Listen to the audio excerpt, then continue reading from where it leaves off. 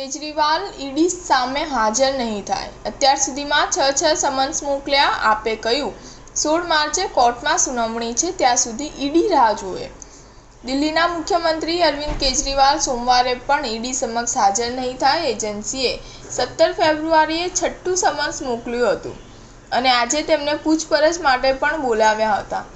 આમ આદમી પાર્ટીએ કહ્યું કે ઈડીના સમન્સ ગેરકાયદેસર છે. જ્યારે આ સમન્સની માન્યતા અંગે કોર્ટમાં સુનાવણી ચાલી રહી છે, ત્યારે વારંવાર સમન્સ મોકલવાને બદલે એજન્સીએ કોર્ટના નિર્ણયની રાહ જોવી જોઈએ. ઈડીએ દિલ્હીના મુખ્યમંત્રી અરવિંદ કેજરીવાલને છઠ્ઠું સમન્સ પાઠવ્યું છે, છતાં તે પૂછપરછ માટે ઈડી સમક્ષ હાજર થવાના નથી. અગાઉ પણ 5 સમન્સ પાઠવ્યા હતા, છતાં અલગ કામને આગળ ધરીને તે હાજર થયા નહોતા. તપાસ એજન્સી ઈડીએ 17 ફેબ્રુઆરીએ છઠ્ઠું સમન્સ પાઠવ્યું હતું.